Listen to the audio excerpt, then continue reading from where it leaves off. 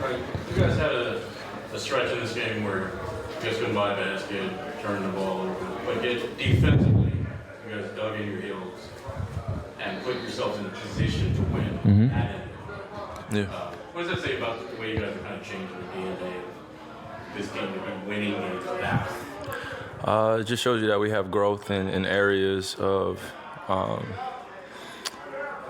being challenged by other teams on the road, also at home. It shows we're growing in some small areas where our communication is at an all-time high, especially when we're on the road and we understand where we are. And then just the way we execute. You saw a few in and outs from me in that fourth quarter. You look back a year ago, and I could admit this about myself, I probably would have been pissed. I probably would have been mentally out of it, just not making enough shots for us to get over the hump. And, I think our growth as a team is just seeing some of our leaders on our team, including myself, just be poised. And it's making a big difference.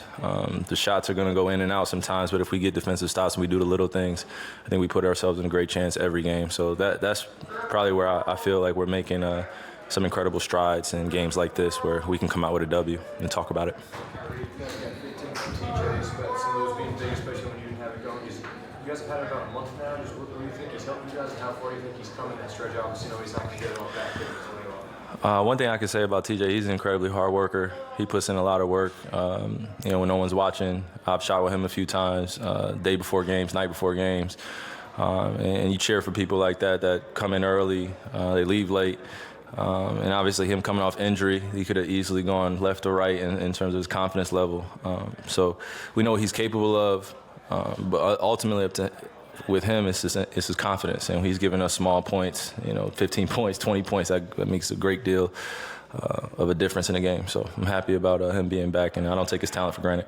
Kyrie, announcing that, but then you had 7 points in the final, one in change, including a pretty big three. I mean, I guess your coach says you're just great at seizing the moment, which you've shown before, but what was that just kept you going there? Like I said, just being mentally prepared, using a lot of sessions in the summer of challenging myself, just be ready for these moments where I don't have to be swayed emotionally. I'm in control of my emotions. I'm in control of my thoughts, and I'm always positively reinforcing that we're going to come out with a positive end, a win. So that's the objective. Obviously, it could go either way in the game in terms of the flow, offensive and defense, but things that I can control, like getting into the basketball with CJ, making things difficult, picking up Jose Alvarado full court like he's doing to us, talking back and forth with some of the guys on the court just to find some type of motivation because the ball's not going to the rim for me particularly, but that's not a chance. I don't want to use that as opportunity for me to be selfish and get in my emotions. It's about the team. So.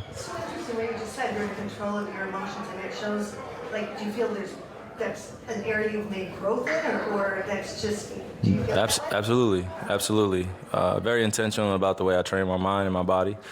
And when you hear tons of BS in the crowd, or you go into the game and you're not particularly shooting well over the last 2 or 3 games, it's easy to throw yourself off mentally.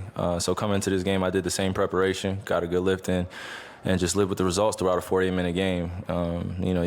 I've played against a few guys up to this point now where over the season where they get really excited in the first 3 quarters, and I just have to remind them, it's a 4-quarter game. Anything could happen. So you just got to be prepared for that. In those last few games, were they looks that you normally would make and you just missed them and you chalk it up to making your sleep, or were teams playing you any differently physicality-wise than maybe they had? Yeah, I believe it's both. I give the utmost respect for the defenders that I play against. And when I get an opportunity to be wide open, I feel like I should make every shot. That's just my confidence. I put in a lot of hours. But when it's not going, still got to lead by example on playing both ends of the floor at a high level and not getting into your own body and feelings, because it's easy to do that. And, big power player out there, so responsible for what I can control. Kyrie, you talked about how you learned to kind of work through whatever's going on with your shot in a game last year. Jack was saying how much he respected your ability to race how many misses you had and still be able to knock down those shots. How do you learn that? Just studying the greats and striving to be greater than them.